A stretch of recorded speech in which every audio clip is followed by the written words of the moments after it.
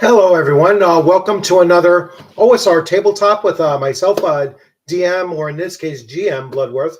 Kind of an impromptu live stream. I wanted to talk a little bit about my game mastering in 2025, and this is going to be just a short list of the games that I will be running, the game systems that I will be running, the conventions that I will be attending, and then of course taking in any of your questions and comments.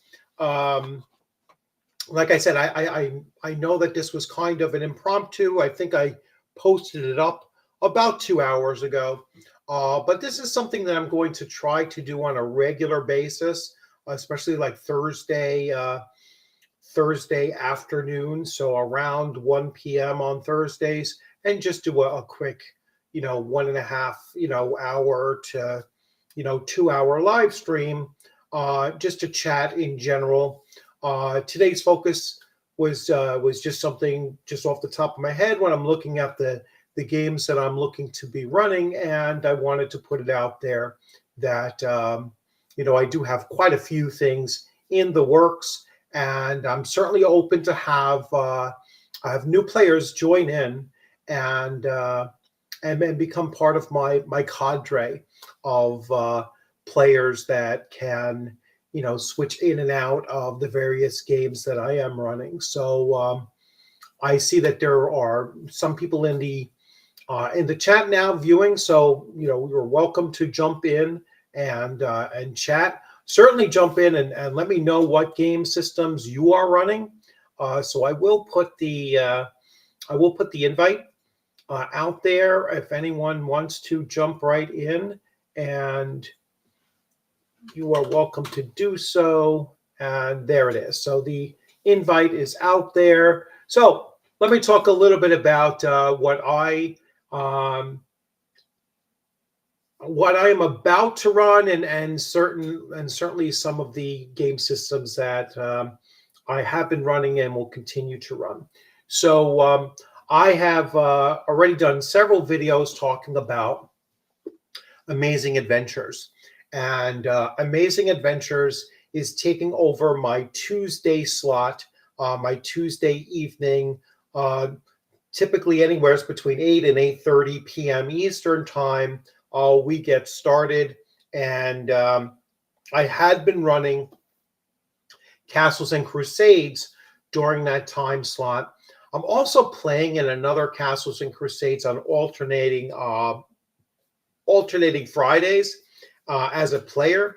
And so what I found, and I'm going to be perfectly honest with you, what I found is that I've been running fantasy tabletop role-playing games for close to 4 years now straight.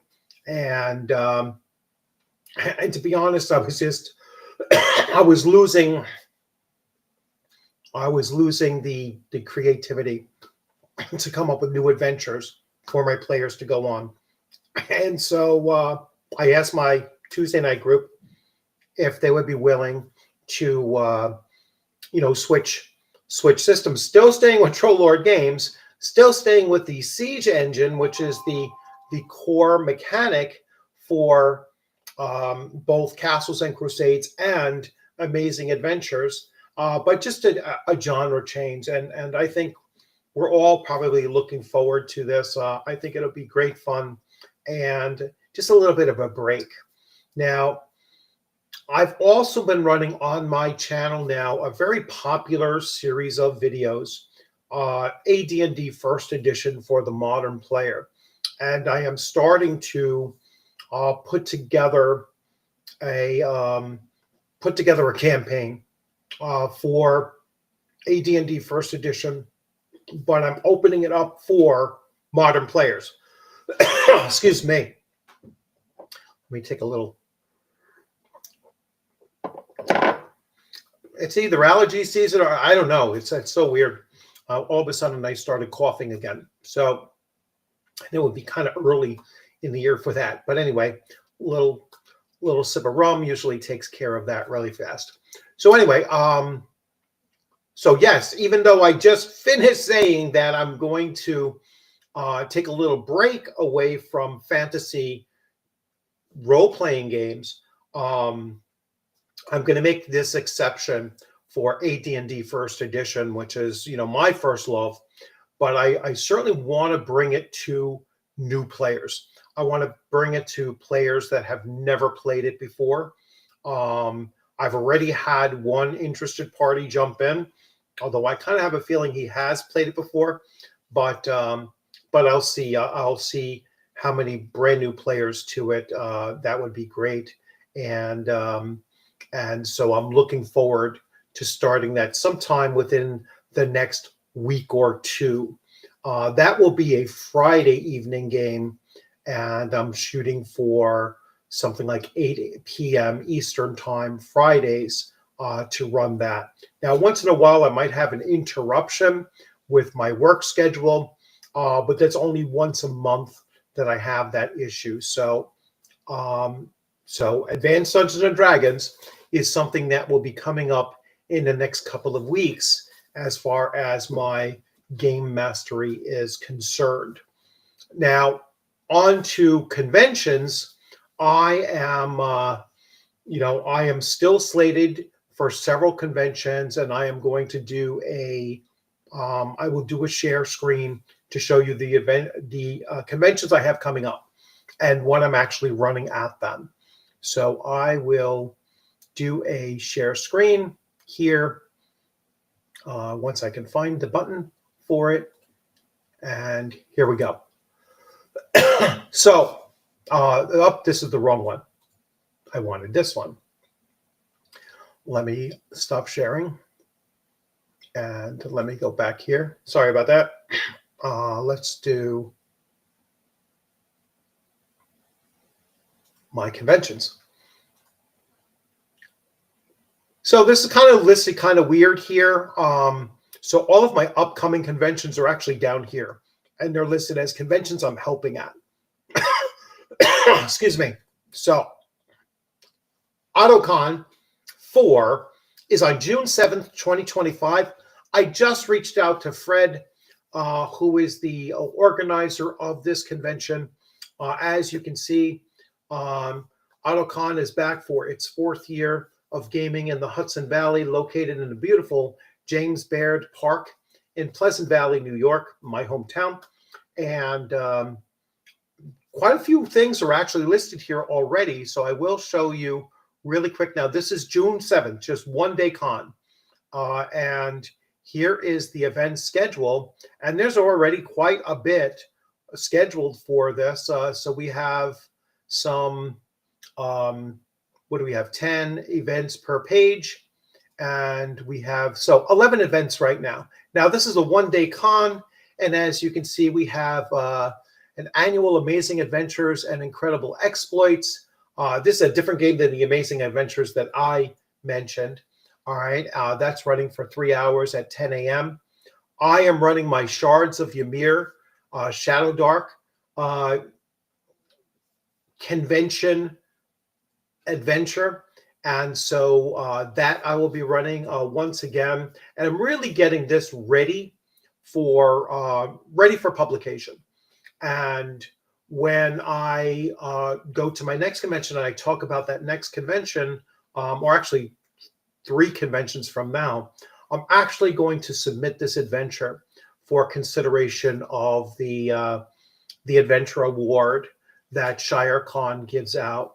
I just have to see what kind of format I have to write this one into. Right now, it's completely an index card adventure format, and I'd really like to keep it that way, but I will see how it needs to go for publication and or for consideration of that award.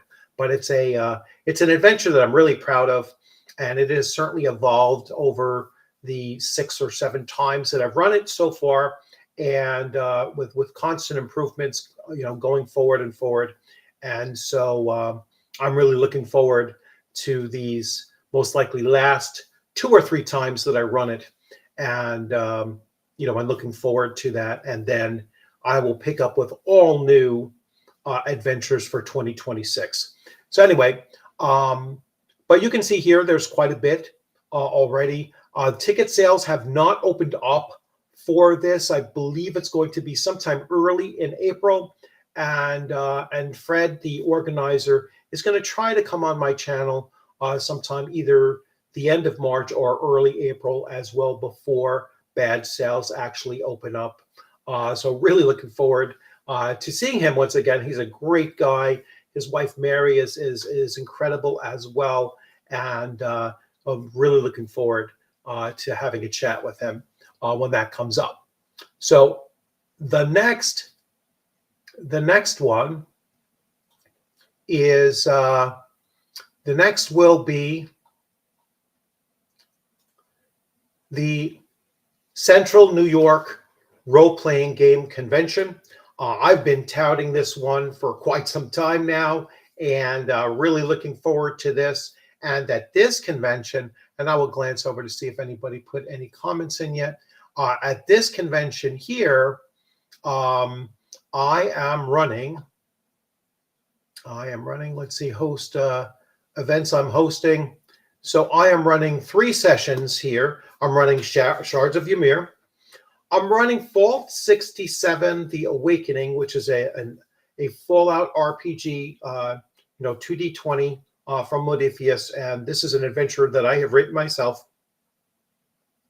And I will be running The Horror from the Mound, which is a Robert E. Howard short story that I have converted to Deadlands 2nd edition.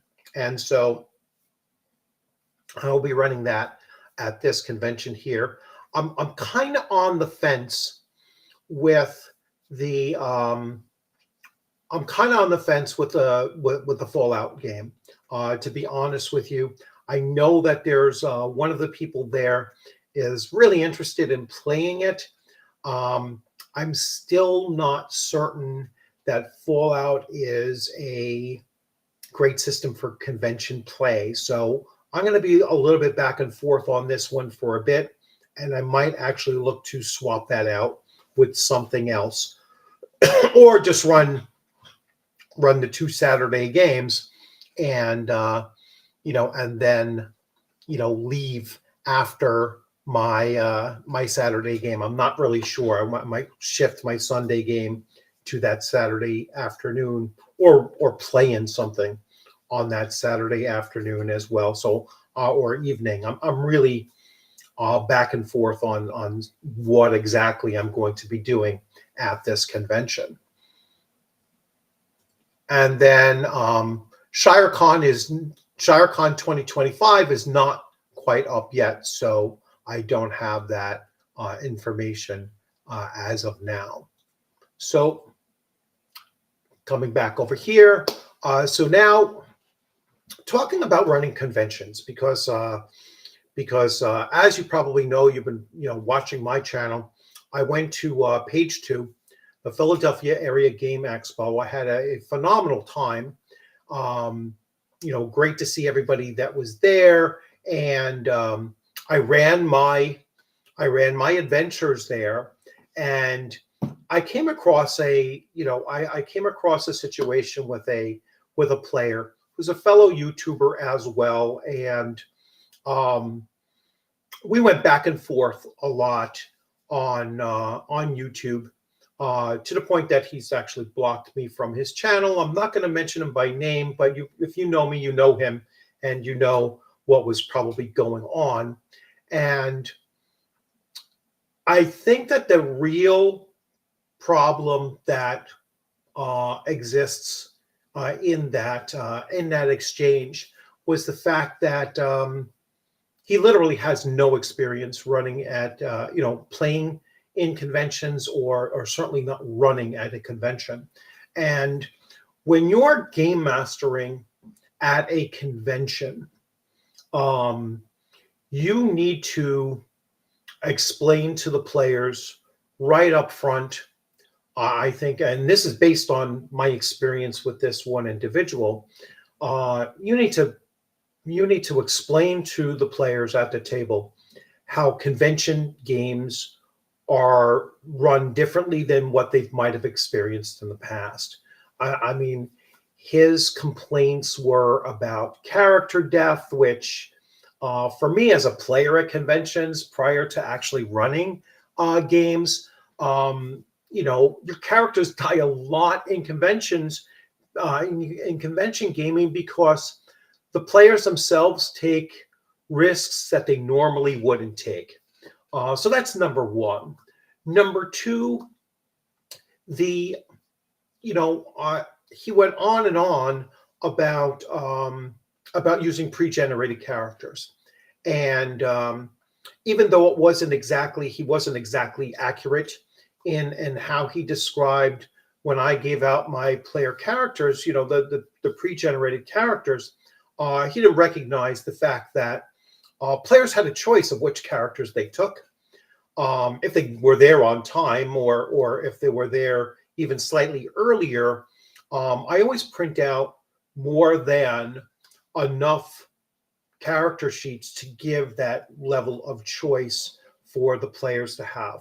The other thing that I told all of my players was that you're welcome to change the name of the characters, and you are welcome to, and for that matter, even though there is no gender on the Shadow Dark character sheet, you could of course make your character a male or a female or whatever. It doesn't matter.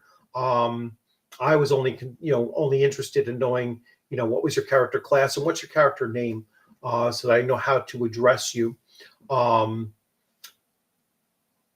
There was that choice as well. And then there was also the choice, which I gave everyone at the table. If you want to swap out some equipment here or there, you're certainly welcome to do so. If you want to change your primary weapon, you're certainly welcome to do so.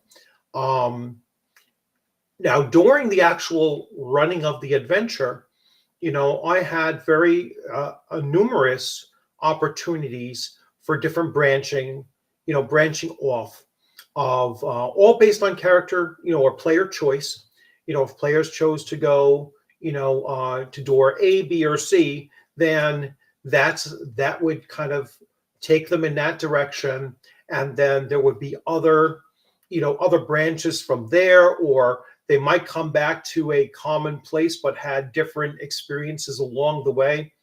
This is an adventure that I had run 7 times, or 6 or 7 times, and there had been at least 3 different outcomes, like 3 total different outcomes, that just really kind of made them unique, and stood out from the other 3 or 4 times as well. So it's I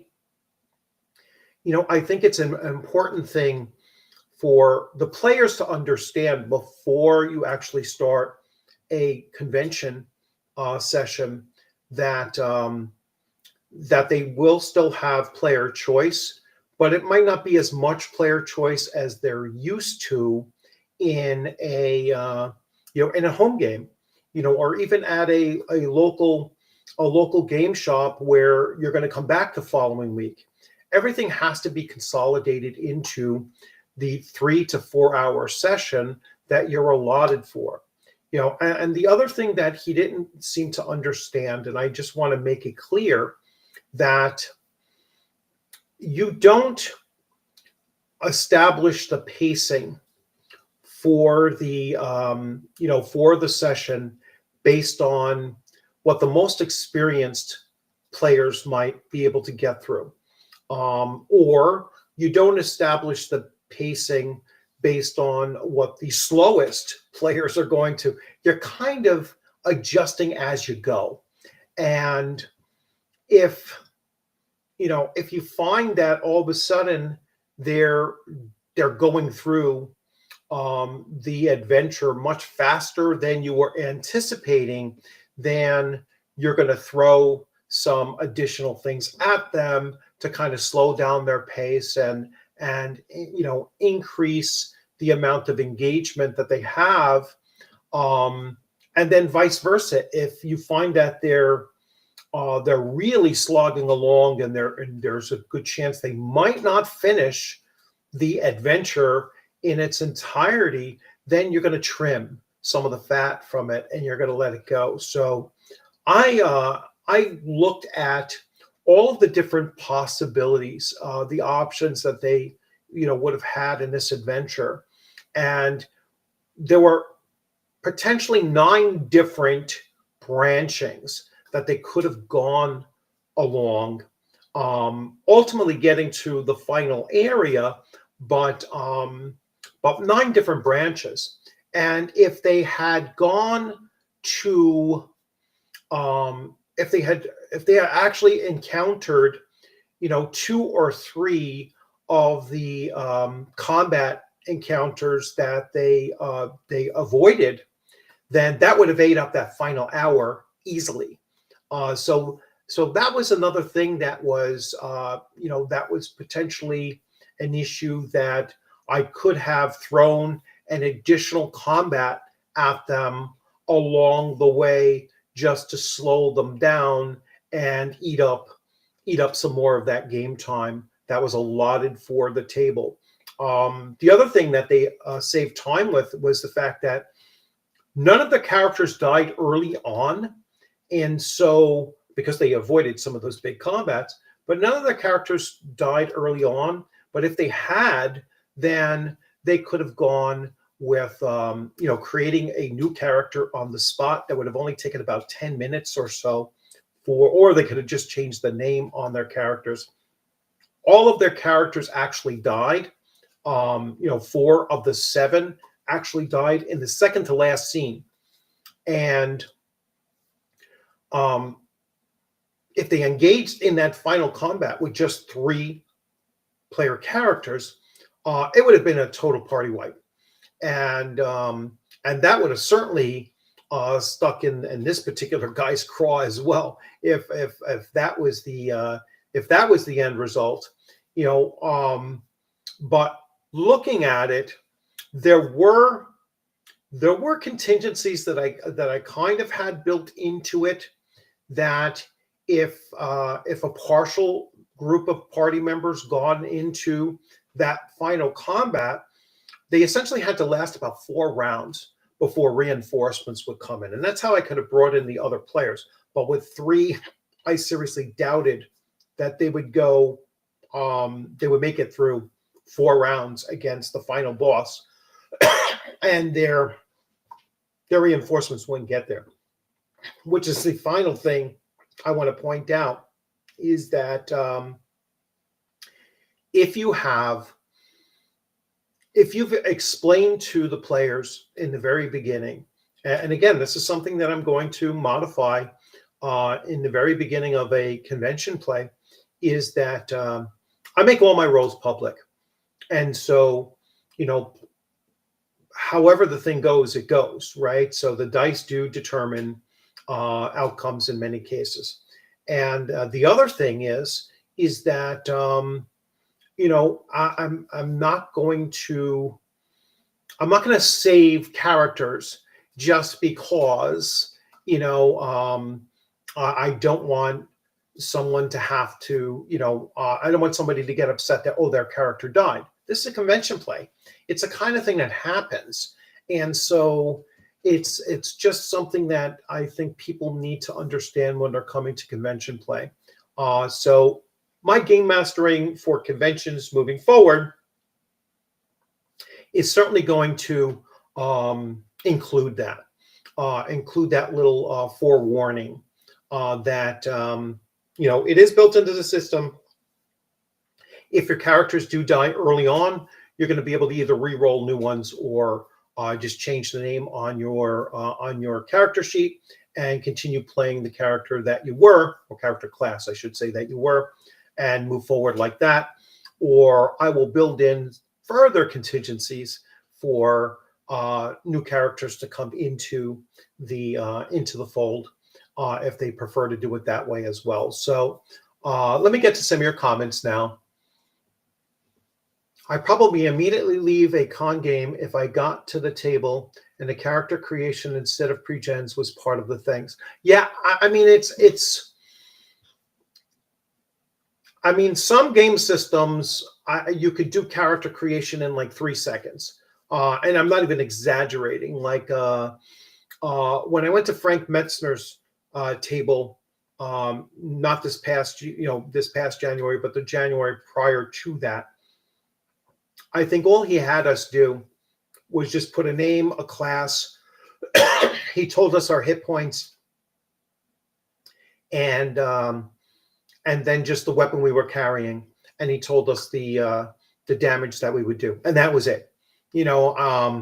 Everything else he handled. So literally, when I say 3 seconds, I'm not even exaggerating. That was character creation for him in 3 seconds. When I had my players create characters for Gangbusters BX, that was a process that took about 20-25 minutes or so. So in a 4-hour block, it would be fine because that adventure was written to really only take about 3 hours. So I'd still have a 20 to 30 minute cushion. But again, like I said earlier, you're not going to compensate for how your most experienced and fastest character creator is going to go. You have to plan for the slowest. All right. And so if it actually turned out to be 20 minutes, then you have to assume it would probably be 30 minutes for somebody who doesn't know what they're doing, and there might be someone that gets it done in 15 or even 10. But and then certain other game systems, like anything like DCC or stuff like that, you need pre-gens. Character creation just takes too darn long. And you're not going to spend a half an hour for your average player to create a character in those circumstances. So, and like I experienced that with Weird Frontiers. It takes you forever to learn how to do all of the things with certain character classes. Let's see. I used to run demos at some local cons for Bolt Action. The hate I got from 40K players about how the player's turn happens. It got to the point where they started to attack me personal. Yeah, I mean, it's crazy. It's like you have to explain to them that in a convention game, it's going to be run differently, and not to get all, not to get all butthurt over it or emotional over it or astonished by it. It should be a learning experience that you welcome, because you're participating in what I consider to be one of the best forms of tabletop role playing, and that is in the convention setting. I think that it really does make the game system shine when the game system is really well matched for convention playing. Some modern 40K players don't necessarily count as actual miniature gamers. They make sense in some respects, but most have been annoying regardless. So yeah, and hello everyone that's coming in. I'll just say Colonel Morg, hello. Mark, hello. Teresa, good to see you. Come on, yeah. I have to, if you have to pick race, pick class, adjust starting levels, adjust hit points, pick subclass, pick sub race, it's super annoying. Yeah, you can't do it, or it's just, it takes too much time unless you have a very, very simple system for character generation. It just doesn't make sense. You're up against the clock, and you don't know how how the game is going to run. Like I said, I ran this Shadow Dark adventure 6 or 7 times, about 4 times as Shadow Dark and 2 or 3 times as Conan 2D20. Very, very different systems. And with the Shadow Dark times, I've had it take just under 3 hours. I've had it take the full 4 hours. I've had it, I know with the Conan 2D20, we went over 4 hours once. And that game system, you have to have pre-generated characters. You can't have them rolling up their characters at the table. Way, way too complex to create characters at the table. So virtually every time I have run it, it's always taken a different amount of time to run it. And that's because I put a lot of player choice in there. But your player choices are not going to be in character creation. They're going to be in character selection, so I would put out, if I was expecting 5 players at the table, I would put out 7 or 8 different character sheets for them to choose from. And then the remainder will sit on the side. And if someone's character died, they can just grab a different one if they don't want to change the name on it as well. Again, based on this past experience, with this one player getting really upset about it, I would probably just double the number of pre-generated characters available at the time. And so if characters die, they can pick up a new character, and that would be perfect. Character name, here you are. Here are your random abilities, and here is a sword and shield. Go. Yeah. It's like, and that's basically how Frank was like, yeah, just name your character, tell me what class it is, tell me what weapon you're carrying. All right, this is your weapon's damage, and this is what you're wearing, your armor. So that's your AC, and go. Basically, it literally took like 3 seconds to create a character with Frank Metzner. And the characters died like crazy in his game. So and everybody had a ball with it. No one was walking away. Literally we played through like a 3-hour session, and players whose characters died in the first 5 minutes just gave up their seat at the table. They stood behind the person filling in the slot, for them, and they stayed there the entire time and watched the entire time, because we were all there to see the master at work, and it was a phenomenal experience. And, of the 16 players that were at the table, 11 player characters died during this adventure, and not a person was upset about it. The old tournament games, let's get to that, because the old tournament games were about getting done with time left over, if possible, too. Younger players probably weren't used to that. Yeah, it's a and the old tournament games actually used to give you more points, right, for completing faster. The old tournament games and really much of what Gary Gygax was doing always had pre-generated characters. So that's the other thing. Really at the core of D&D's founding was convention play or tournament play. And so that's why when you look at a lot of those old school modules, they all have in the back of them pre-generated characters. That's what they were designed for. Hey, Paul, how's it going? All right, so may have stated my con preferences before, but it's always pre-gens. 3 hours, 5 players plus GM, hit the ground running, 1 intermission in the middle if requested. Yeah, and maybe that's the way to go, is to just set up 3-hour time slots. That way, if you run a little bit over, you'll be fine, and yet you can push them so you're not compelled to push all the way through most of the 4 hour session, the fourth hour.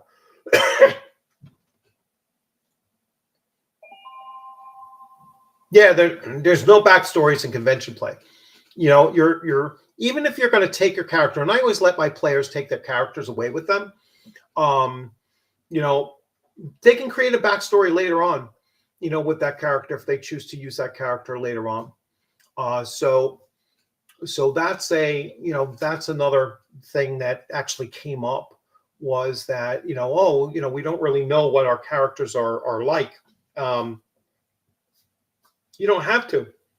It's you can create it on the fly, and just go with that. People will be fine. That when I played in Nerdist Ted's Zoo Mafia game, when I was creating my character, and that system was like another system, was very, very simple to make characters. Sorry about all the noise. My girls just got home. But what we did there was, and it really only took about 5 minutes to create a character, but he was demoing a new game system, so that was the purpose behind that. And as a matter of fact, I have that character someplace here. Well, I did. But anyway, when I was selecting my starting equipment and such, one of the things, like, you rolled on a random table, and I got this empty flask, and we happened to be a drinking flask, and we happened to be stealing a load of rum, coconut rum or banana rum or something like that, and that's what we were doing. We were zoo animals, in a zoo. After hours, we become more like humans in our behaviors and such. And so I had this flask, and I was like, well, I'm going to take one of the bottles from here, and I'm going to make sure that I fill up my flask. I was role playing just based on an item, a random item that I got. And that's all the backstory that you and then I went forward with that. And that was going to become part of his, the way I played him for the next, 3 hours or so, is, that's going to be a constant focus of his, is to, continuously making sure that he's keeping his flask full, and taking from the rest of the party, these little bottles of rum to fill up that flask and whatnot, and see what happens with it. But he was going to be fairly belligerent with that, and that became part of my role play for him. So, you don't need big, backstories. I prefer that you create a character personality, and some quirks and things like that in the moment and moving forward, rather than some backstory. And I do that for my home games too. It's like, yeah, just tell me where you're from, and maybe what your family was well known for, or whatever. And then but we're going to focus on what happens with you in your adventure moving forward. And that's, to me, is much, much more important. So again, game mastering at a convention is going to be very, very different than game mastering in your home, or online, or at a local gaming shop, where you're going to have session after session after session for however long you run your campaigns. So again, it was an unfortunate experience for both, I guess, him and for me, because to have him complaining about all of these things, and me realizing, well, there's no way to fix that, because you just don't understand what it's like to play in a convention game or to run one. Then I can't fix that lack of experience in just a few, in just a couple hours of him experiencing that game for the first time. So that's where it was. Well, the goal should be more important than anyway. Yeah, and I have, like, in my home games, I have the characters. I'll have the player say, just give me one short-term goal that your character is going to have, and maybe one long-term goal, and we'll see how that plays out. so we had that. So I mentioned Shadow Dark. So Shadow Dark is a game system that I run at conventions right now, exclusively at conventions, and that will be continuing throughout the rest of 2025.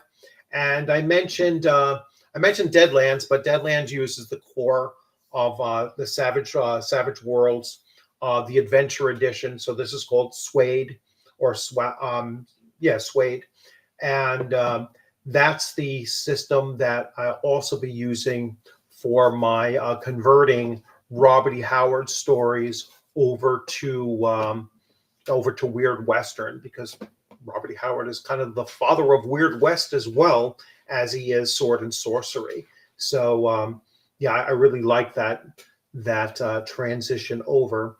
So let's see. Hey, how's it going, Mercurius? Thanks for the gifted membership. You are, certainly very, very generous, and I appreciate that. So you gifted one membership, and it's a secret to everybody. Receive that membership. So a secret to everyone, and welcome. I don't recognize your name, so maybe this is your first time here, and so certainly welcome. If anyone wants to jump in and share your own experiences, either in game mastering at home or at or at conventions as well, please feel free to jump in there. Let me talk a little bit about the games that I am either currently running or playing. And so I will do another share screen, and I will bring this up here. So I utilize Roll20 for all of the visual, and then some of the dice rolling and that kind of stuff, and then everything else is done through Discord, whether we do our face-to-face on Discord or whatnot. I don't use all of the aspects of Roll20. Like, I've never liked their lighting. Their dynamic writing has always been kind of iffy. But as you can see, I've been using Jumpgate lately. So this is my current lineup. So AD&D First Edition, Let the Adventures Begin. This is my newest foray back into AD&D First Edition. This is opened up to players who have never played AD&D First Edition before. So if you've never played before, if you're a modern player, let's say, so you've only experienced 5e, you are certainly welcome to join this. You're actually my target audience for this. And I encourage you to watch that series that I've been doing on the channel, AD&D First Edition for the modern player, so that you can kind of get a sense of what I'm really looking to do with this particular campaign. And I'm anticipating this to be a long-lasting campaign. So this will be bi-weekly, and like I said, I'm hoping for this to run for quite some time. My Night City Underground is my amazing adventures. You can already see my players are lined up for that, and that is running. That's my Tuesday nights. So that is already going to go into our first. This upcoming Tuesday, our first running. This is a game that I'm playing in. This is my Friday at noon Eastern time, and the Dungeon Master is Kelly Foote, and then myself. We're waiting for some more players. So if you're available for 12 o'clock noon. Our next meeting is not going to be this Friday, obviously, because it's Valentine's Day, but the following Friday, that's when we're rolling this out. Sword, Cross, and Candle is a Castles and Crusades game that I'm playing on alternating Fridays. So this will alternate with my other Friday.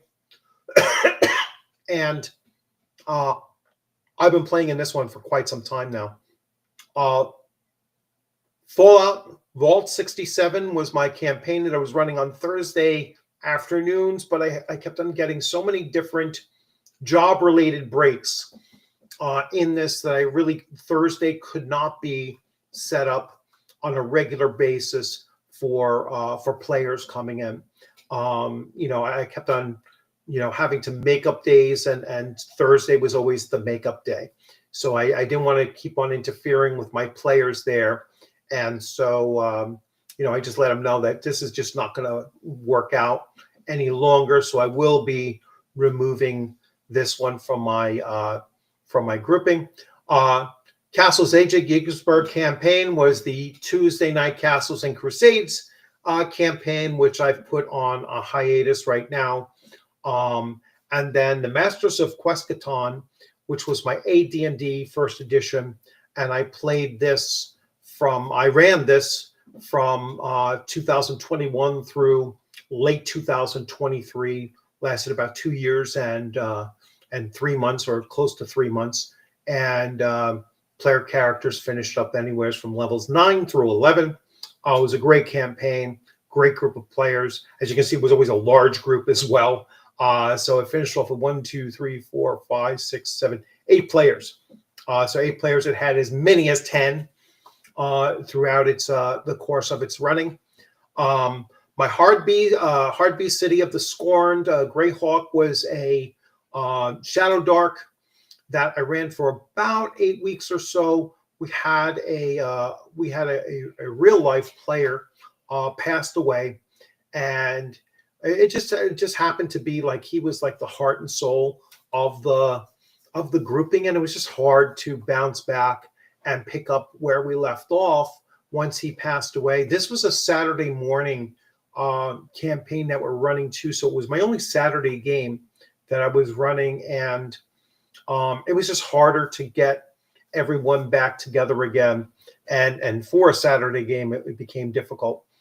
The Godslayers of Dimri, I will probably end up swapping that out, and that was going to be for that'll swap out with the AD&D Let the Adventures Begin, and my Call of Cthulhu. My Call of Cthulhu had at the most at one point it had 3 players, and then one dropped out. This was another one of those early afternoon games that didn't quite take off. Didn't quite get everyone involved in it that I was hoping to. So as you can see, I have a lot on my table. Always looking to get a third gaming time slot in, and that's kind of where I try to lean towards, is getting about 2 or at least 2 game sessions in every week, if not possibly 3. And I'm looking to run 2 sessions every week and only play in 1 if I can. Maybe give Tales from Elsewhere a look. I will certainly do that, and I will actually write that down. So Tales from Elsewhere. Tales from Elsewhere. All right, I'm actually expecting some stuff in the mail. I just did the pre-order on the Castles and Crusades starter kit. So there were 150, I believe, 150 collector's editions, and when I bought mine, there was 30 left, and now there were like 27. There's probably even fewer left now than that. So I definitely jumped on that. I'm expecting my Village of Hamlet for that AD&D first edition campaign. I'm expecting that in the mail by Saturday. Picked that up on eBay for just under $30, so not bad at all, and that included shipping and handling and everything. So really, really happy with that. And that was in fairly good, under 30 or under, I'm sorry, just under $40 for that. But it was in pretty decent condition, and I just want the physical copy. And so I'm looking forward to running that and modifying it, strongly modifying it. That's another thing about game mastering that I think is important, is that if you're running any kind of an official module, you need to make it so that it fits your campaign world, and change it as much as you need to. I've taken some and just used the maps because you always have to assume that the players are familiar with it, and so you want to modify it and change it up as much as you can so that it becomes unique to your campaign and also something fresh and new for the players that might be involved. Been looking for and at systems that only have one-page character sheets, so everything is visible, easy to understand. Yeah, and there's quite a few actually. There are quite a few, and most of those are OSR games. I mean, you could grab any of the index card RPG is like that. You can Skull and Crown and Skull. I mean, those are both Runehammer games. Shadow Dark is like that. I mean, if you have you have the spells on the back of the page, if you're playing a spellcaster, but those are all small like index card type things anyway. So they certainly do fit on a they will fit on an 8x11 1-page thing if you wanted to. But there's a lot of games out there that have a single page character sheet. All of your D&D basics do as well. And in some cases, you can get away with just the front page of AD&D first edition as well. Depends on the class.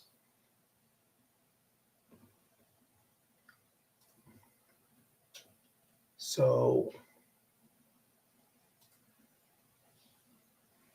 let's see. Any other comments that I missed? I'm just double checking. Nope, I pretty much got everything covered there. So yeah, like I said, as you can see, I have a lot on my table. I'm looking to run, quite a few things. I'm looking to get some new players that have never played a D&D first edition into that game slot. And again, that'll be Fridays at 8 p.m. Eastern time. I'm looking to start next week. I believe it's the 21st. Yes, February 21st will be the start of that. Hey, Mirador. So Mirador is one of my longtime players, and he started out in my AD&D first edition, or maybe Mirador was with my, I don't know if he was in my D&D before that, my D&D Beckme before that, but certainly my AD&D first edition. So he has been with me since 2021, and in my games since then. He's currently in my Amazing Adventures that is going to kick off on Tuesday night. So really looking forward to that as well. His character for that is, let's see, let me get his character sheet for that. And Mirador, if you didn't notice that, Jason, they actually popped in and spoke about, of course, yours is the last one I'm going to grab. So you're playing Arden Anderson, and Arden is a mentalist. And let's see, he has metaphysical theory, knowledge, mathematic background.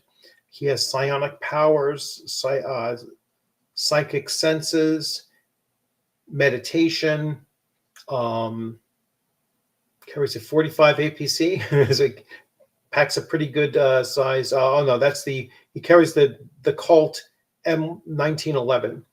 All right, and I see some other things there. So he's going to be interesting. He is apathetic and sluggish as his traits. Anything else popping out to me right now? No, but on the back, On the back, the typing of this is so tiny though. Like I can't read the powers, how they actually work. Hopefully they work out better on Roll20 than on the character sheet here. So yes. Yeah, so you started with me in 2021 then, the first edition. And like I said, I'm going to start a new one in a couple of weeks. Not this week, next week. I'm thinking if I get all the players lined up for it, but that I'm opening it up to modern players. So not to you're still in my other game, but I want to try to get as many 5th edition people that have never played AD&D first edition involved with it.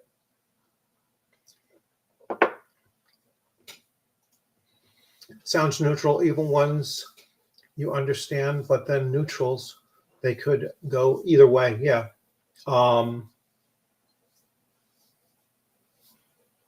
Yeah, one of the most dangerous alignments are chaotic neutrals, because you never know kind of where they're going to go with what they're doing, and they're kind of unpredictable, and like you said, they can go either way.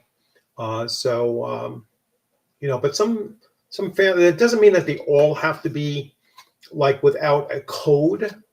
I mean, I've seen Conan the Barbarian as is often described as being the epitome of chaotic neutral. And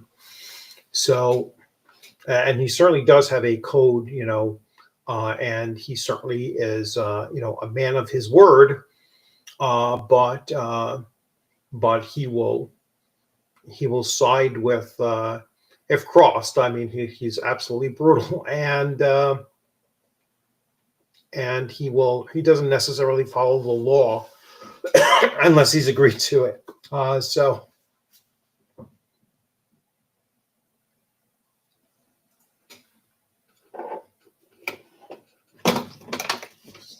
So again, if anyone wants to jump in or in the comments section, tell me something that you're currently running. I'd love to chat about that as well. But yeah, I'm looking to run for 2025. I am looking to run 4 different systems during for the remainder of this year. So Amazing Adventures, AD&D First Edition, Shadowdark, and Savage Worlds. Specifically Deadlands Second Edition, and at least maybe one more session of Fallout, unless I can convince some players not to be too attached to that, and I can switch that out for something else or play in somebody else's game.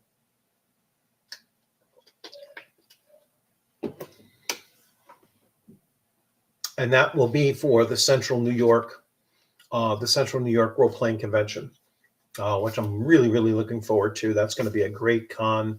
Auto 4, like I said, AutoCon 4 is coming up just the week prior to that, so June 7th, and I already got my game thrown in there. Yep, I'll see you on Tuesday, Mirador. Good to see you. I'll probably see you during the weekend too, or whatever, in our Discord. If anyone has not joined my Discord, let me get that Discord invite out there for you. And yeah, you're all welcome to join the Discord. And that would,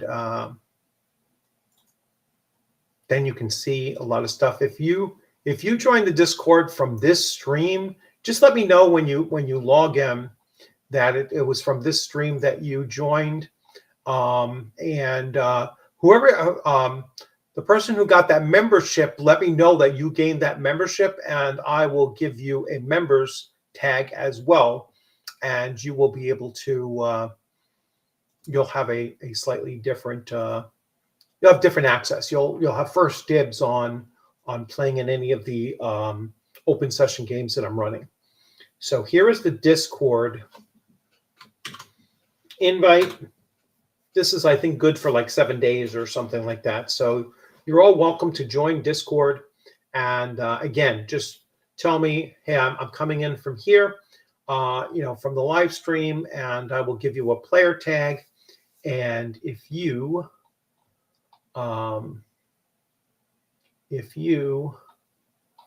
were the recipient of that,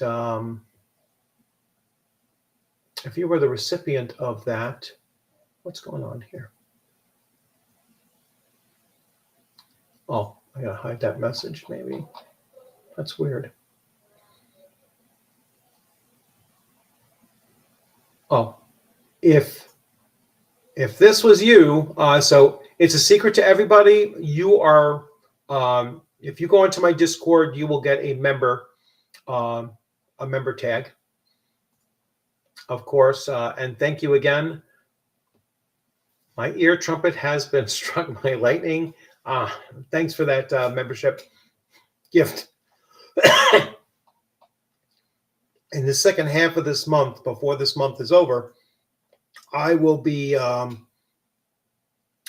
putting out 5 more free memberships as well, and all of you are welcome to, take up those free memberships and jump in. And again, you'll get first dibs on games while your membership is active.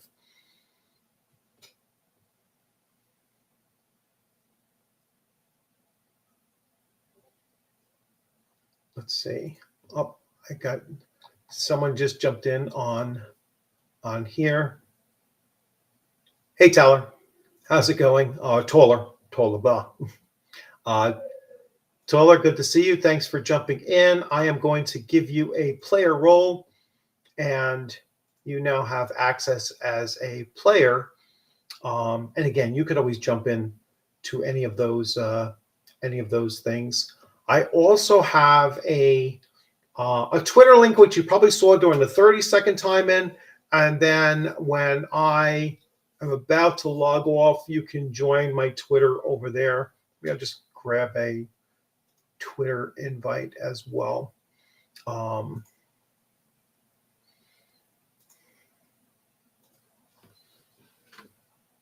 throw the Twitter up there as well. I'd like to get my Twitter up to like 900.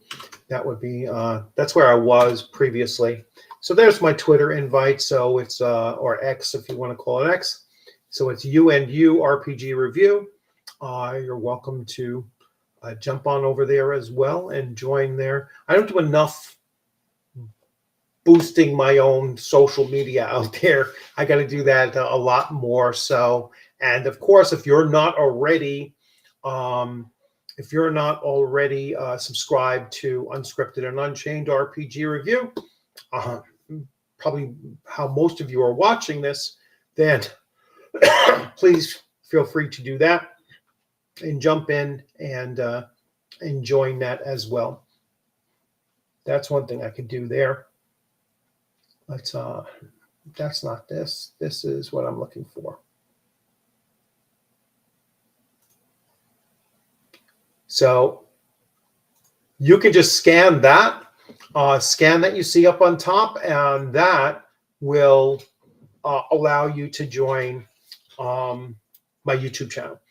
So it's good to use that scan there. I paid for it for the year, and it's got like 10,000 uses, and I honestly don't even know how many people have actually used it. But the channel has been growing, so that's great too. X reminds me of doing math. Yeah, sometimes I'll combine them. I'll say Twitter X, or I don't care either way. It's whatever works for you.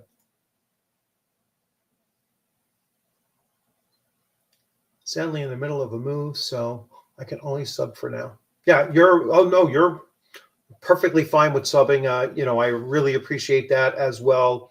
I don't expect memberships or whatnot. Just appreciate you being here and engaging, and again subscribing. That's perfect. And good luck with your move. Yeah, it's always crazy. My last move. Well, I shouldn't say my last move. My last move was, was to this house from my apartment when I first got married. Well, no, not when we first got married. When we got this house, so that was 2005. So I haven't moved since 2005.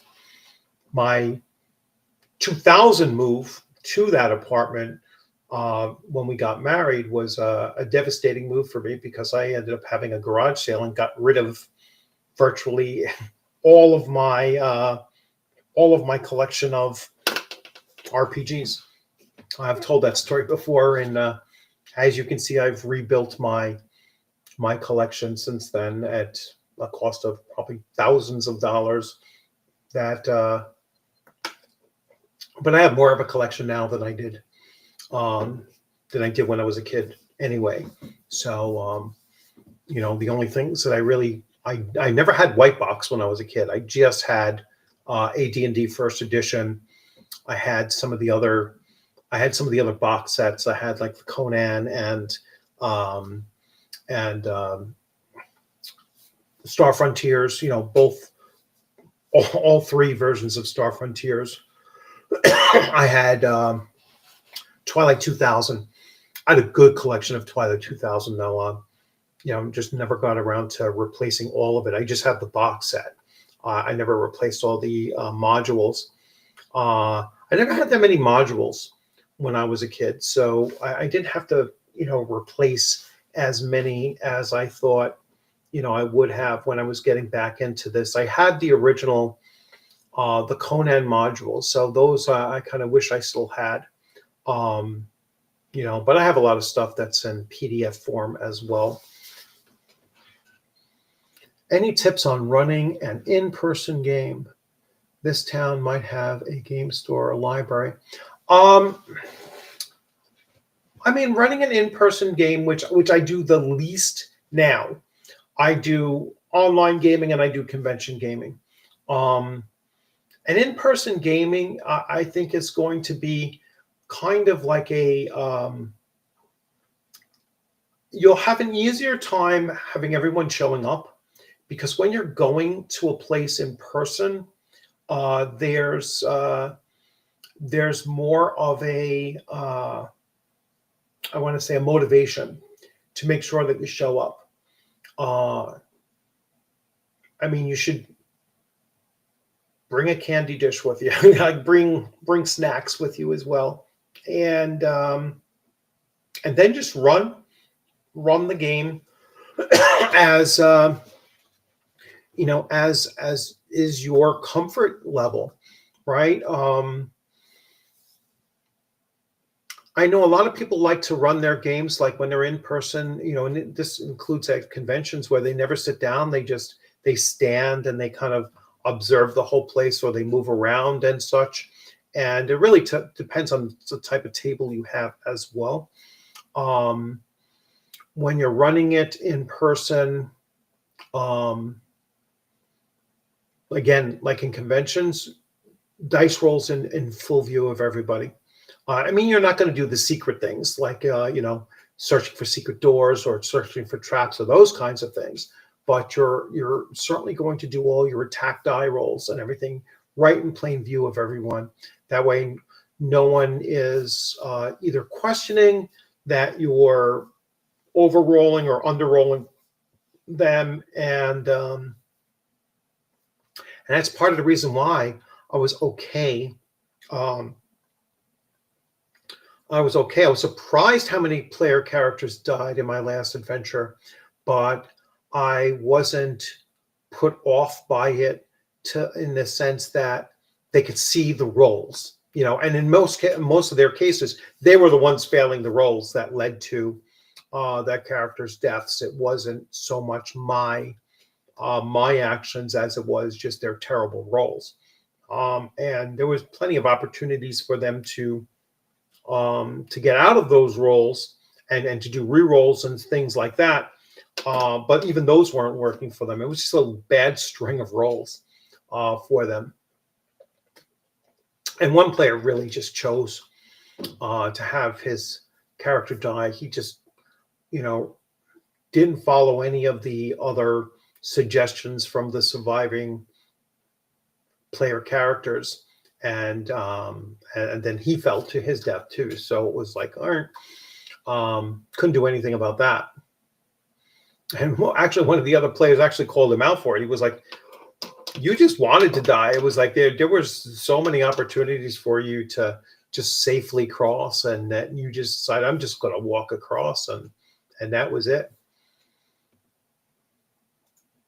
Yeah, rolling for weather is done away from the table.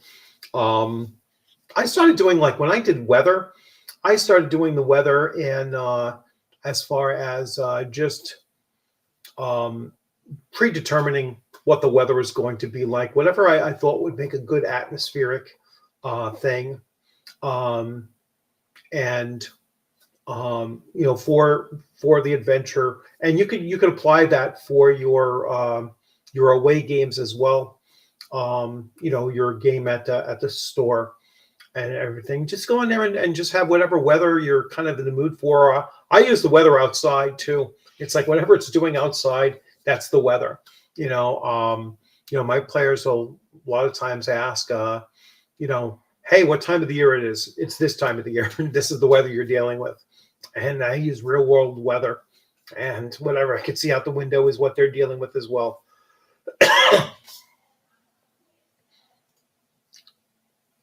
Thanks again. Thanks again for that. And Mark Morrison.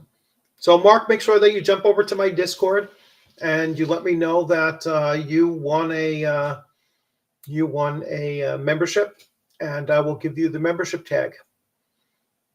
And I will go back to my Discord and print out another one of those. I'll put that up again. Let's see. Let's get an invite.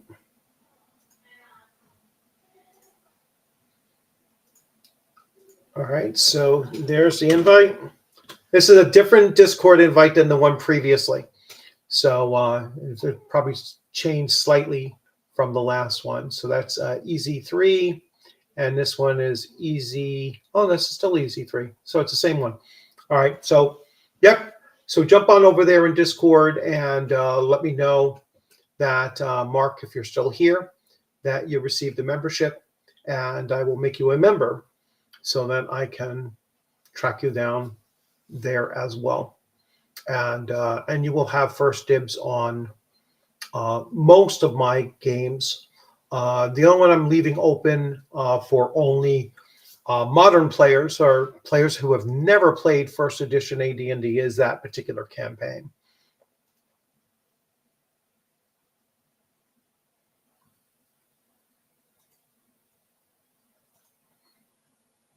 As a matter of fact, let me...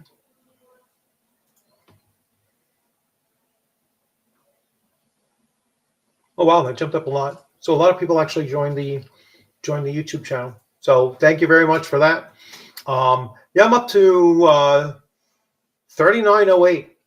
So 92 away from 4,000, which I'm really looking forward to. I'm going to be giving some stuff away on that 4,000.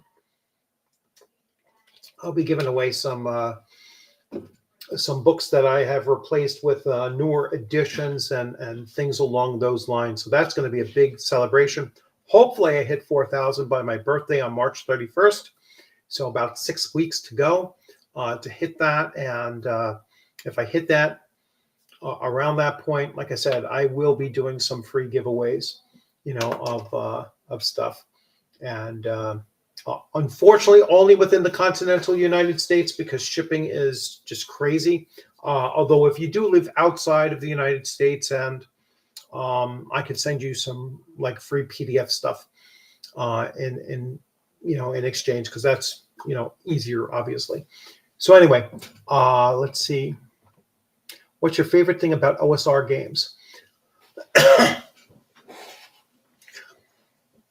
For the most part, I think that OSR games have taken some of the best modern ideas and applied them to the old school games, right? So I mean, I'll use the first OSR game is Castles and Crusades, and Castles and Crusades has, you know, your target numbers. It eliminated the you have an ascending armor class. You have target numbers, so you don't have the combat matrix anymore. You don't have the you're not dealing with THAC0 or anything like that. Not that that was difficult, trust me. It was fairly simple to understand, but it didn't have the stigma, let's say, of THAC0. And it just had some other things that eventually got incorporated into other game systems later on. And it's a, you know, it's just a streamlining of old school mentality, you know, old school gameplay. So when I look at OSR, I always categorize OSR in three different ways. You have OSR as an old school, that's uniform. Renaissance. Renaissance is like what I just described, right? You're taking an older game and you're including some newer game mechanics to it to make it a little bit easier to run or play or whatnot, cleaning up some of the missteps in the older school stuff. So that's Renaissance. Renaissance, the actual meaning of Renaissance is a rebirth, right? So you're adding some old, you're bringing up the old and adding some new to it. Then you have Revival. Old school Revival is actually running the older game system. Like I said, I'm looking to run AD&D First Edition. So that is old school Revival. Then you have old school role-playing or old school rules. And this is where you can have a modern game that has a real old school feel to it. And that's kind of like Shadow Dark is that kind of thing as well. So that's another, so that's how I break it down. I break it down into three different categories. And I'm sure that there's others that have other ways to do it. But what I like about it, that's my favorite thing about it, is that you can approach old school in different ways and thus attract players to different forms of old school.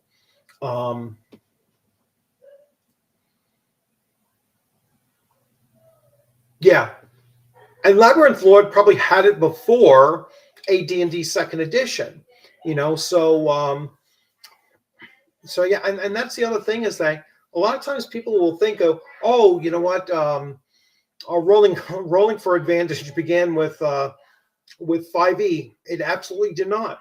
Rolling for advantage was in other systems that predated even third edition. I always forget exactly where that came from. The first game that had hero points was, or that kind of a system, was actually Victory Games.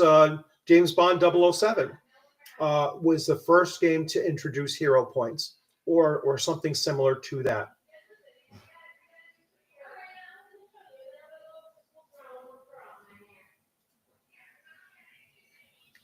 Instructions unclear. Old school is new again. Well, too many terms. Well, yeah, but it's like having too many terms. It's if you just take the terms based on what they actually mean, I think it makes a little bit more sense. I think when people say old school Renaissance, they don't really know what the Renaissance was, and so if you're looking at Renaissance literally means taking from the old, adding some of the new, and pushing it forward. I mean the Italian Renaissance was taking Greek culture and Greek learning and incorporating it into what they understood of the world now, and then move forward with it. A revival, you have to think of it like a religious revival, right? You are reviving the old. In other words, you're playing the old system. It doesn't necessarily have to be rules as written, but you're certainly looking to play the old system. And so that's another, another thing that, I think makes it a little bit clearer. And then the more complex one, I guess, is what is old school rules or old school role playing. And that's just kind of like the nature and feel of what it's like to be at the table, in that old school way. For me, my true old school role playing, to capture that real feel, is to, have a piece of butcher paper, on the table, and we are mapping out the dungeon as we're going through it, and we're plodding along 10 feet at a time, and we have nothing but pencils and a piece of loose leaf paper, or maybe we still had some of the goldenrod printouts at the time, and we even had those specific erasers that were like those kind of like really soft erasers that would break up. You could crumble them up, and they were like a little like a rectangular brick of it. And to me, that is the most nostalgic, brings me right back to, and we had our lead figures and everything. So we were using those as well. And almost all the rest of it was, one player was the cartographer, and he was drawing out the maps as we were going along. And to me, that is what to me, that is old school role playing. That brings me right back to that day, when we first started playing back in 1978ish or 9ish or somewhere in there. I always thought that we started in my group. I always thought that we started with the Holmes edition. Then I just reached out to my former dungeon master, and he was like, "Oh, I'm pretty sure we started with first edition." So that would have been when the Monster Manual came out, because that was the first book to come out. So that was either 78 or 79. He got it when it first came out, so it might have been 78. So that would have put me at being around 11 years old, at most 12 years old, when we first started playing. So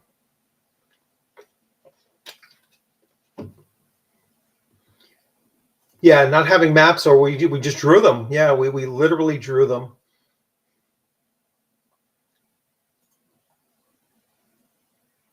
Hey, Shadow. So Shadow is another one of my players. So Shadow is going to be Shadow's been with my AD&D first edition, and he is currently he was in my Castles and Crusades Tuesday night, and now he is going to be in my Amazing Adventures. So Shadow is playing a Rocketeer. So I have his character right here. He's playing a Rocketeer character. Jason Bay got back to me on that, and he was like, "You only get to shoot that thing once, but but there's other aspects of it. You get a lot of bonuses to hit, so it's not quite you get like a +6 to hit with that thing. So we'll work on that and see how we make it." Because I think you should be able to. So we'll probably use the MEP, all right, and we'll probably use the MEP, and you will get as many shots of that as you would a first level spell using that. So kind of split the difference between the two, because Jason Bay wasn't talking about any modifiers you'd have to your pluses. And you probably still get so for the additional shots, you'd probably still get the increase in your based on your intelligence, because you crafted that device, and that's how I'll have that worked out. So you actually crafted the two devices that you have: your pistol and your rocket packet. So let's see what else we have here. Yeah, we can't remember correctly. Yeah, it's literally going back how many years? I mean, it's like that's why I was like, because I remember the Holmes edition, and maybe my DM was just, I mean, we immediately switched to AD&D first edition when it came out. But yeah, that's a long, long time to go back and try to remember. Yeah, I don't remember if it was 78 or 79 when we started. I used to, for a long time, I was saying 77, but no, it wouldn't have been 77. It would have been 78 or 79. Random question, but favorite D&D or RPG setting novels?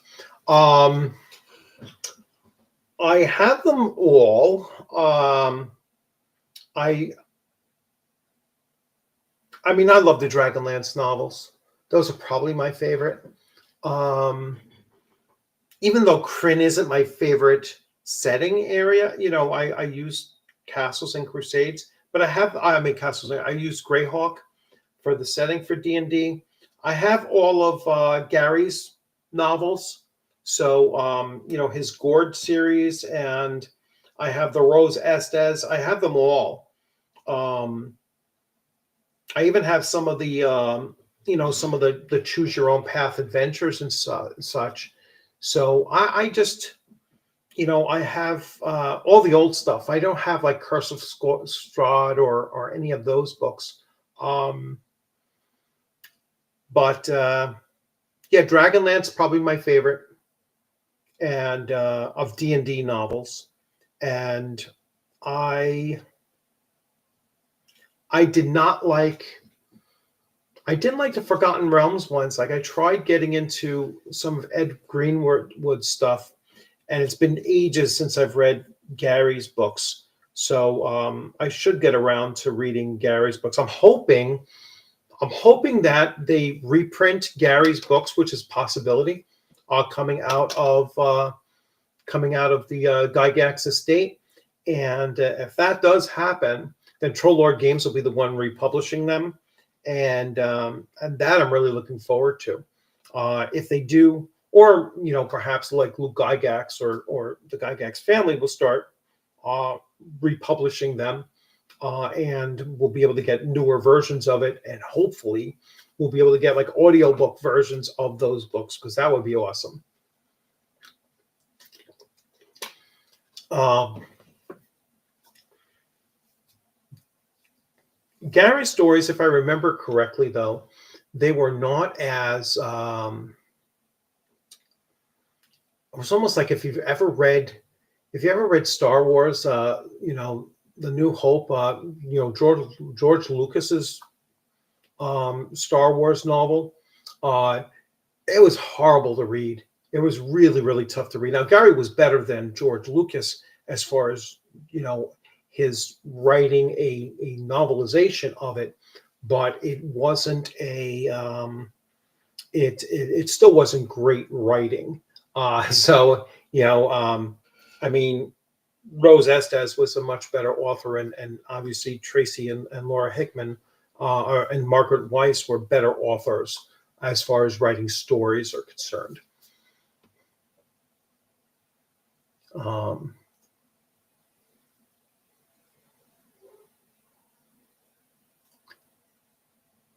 yeah, yeah, I'm not a big fan of Forgotten Realms, Dracopol. Welcome, by the way. Um, I've always liked Greyhawk better.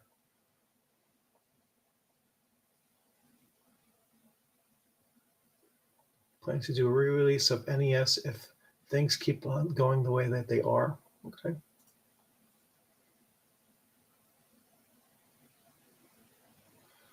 Yeah, I like audiobooks because I drive. My commute to work, which is 3 times a week, I go to work, and my commute is an hour and 20 minutes each way. So spending that time listening to a novel is far better than me listening to the radio or something like that. And so I'm a big fan of audiobooks. Cool.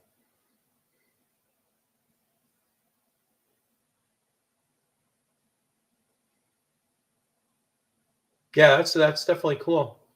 I never thought of listening to the Planescape tournament Torment audio novelizations. One of my best series of novels on audio. One of my favorite were the Darth Bane. Obviously Star Wars, and those books were awesome. I mean, if they ever made a movie series from some of those Sith lords, those would be really good movies if done right. I mean, I don't trust Disney to do them well, but those are phenomenal characters. Really interesting to learn more about them and see them in a different things. But yeah, they have the audiobooks out there. What's the author's name? Like, is it David Quapitz or something like that? But the Darth Bane books are awesome.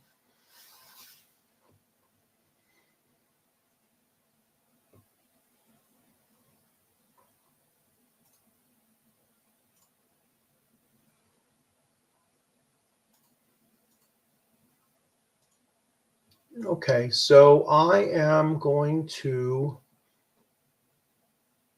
do one more round of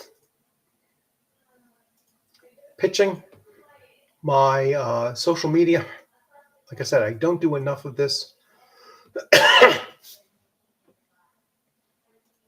So this is my Discord channel.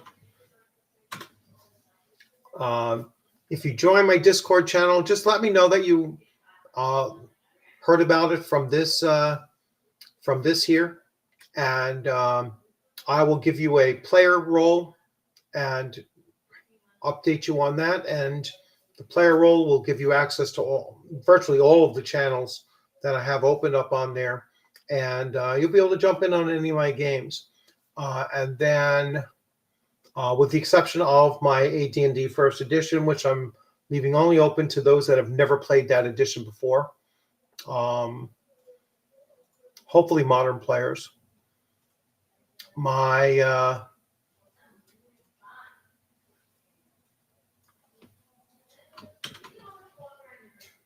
then my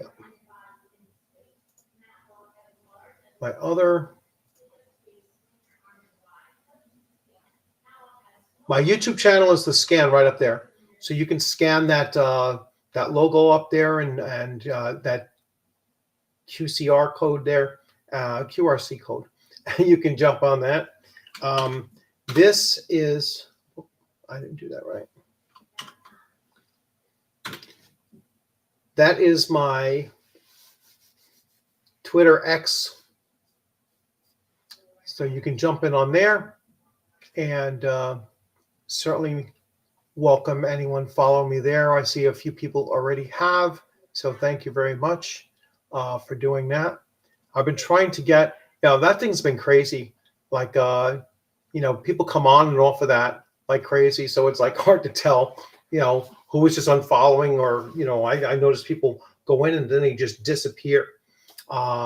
Yes, hit like and subscribe, everybody. I really appreciate that, and that would be great. So yeah, the joining YouTube is right up here on top. You can just hit that scan, and that will take you right to the channel as well, and then you can subscribe right there. And then finally, again, remember the Discord too. Jump in on that Discord, because that is how, especially on the weekends, I like to communicate to people, and I'll let you know what game sessions have openings. I'm pretty sure our Friday, the Friday game that I'm in on Friday at noon Eastern time is going to be a Deadlands second edition, and that is it's just me and a GM right now. So there's room for others if you're available at that time. My alternating Friday night Castles and Crusades campaign is that's I'm not the castle keeper for that. we're always in need of players over there. He only has about 2 or 3 players at any given time, and so it would be great to have some more people come in there as well. And then and then finally, my I just started my Amazing Adventures. I'm eventually going to open that up to more people. Right now, I'm just trying to get the whole thing launched, and I have my 5 or 6 players for that. But in the upcoming weeks, I'm looking to have kind of like a it's going to run very episodic, and so in that, and that's using this Amazing Adventures game system here. That's going to run episodic. I'm thinking like I'm kind of leaning towards that. If you're familiar with the old Mission Impossible TV series, where they'd have a portfolio and they would pull out, whatever character sheets basically they had, for that particular week's episode, and that would be basically whatever players actually showed up, and then we can go based on that. So the adventures would be just something that starts and finishes within that 3-hour time block. And then the next week we'd be doing something completely different, or we might do a continuation if everybody from the previous week shows up, or even their characters might do something completely different as well. So that's something that I'm really looking forward to doing, and having it where I can have a large stable of players that, hey, I'm available, this week, but I can't come next week. Fine, come in this week. You're going to play your character, and then next week we'll have somebody else fill in that slot if necessary, or I'll just be able to run something with just the players that show up. And that way we don't have to worry about, oh, well, we normally have 5 players, but only 2 showed up. We're not going to do anything this week. We're just going to chat. Won't have to do that with this game system. Something that Castles and Crusades did not lend itself to doing because of the nature of those adventures and the way that they were set up. So I think this one will be much more freewheeling for those aspects. So, all right, I'm struggling to breathe, so I'll see what's going on here. You all have a great one. Thank you for stopping in. And again, hit all those social medias and everything like that. That would be great. I really appreciate it, especially the Discord, so I can get you in on some games and everything. And everyone have a great rest of your day and the rest of the week. And I will hopefully see you on a gaming screen or at a convention sometime soon. You all have a good one. Take care.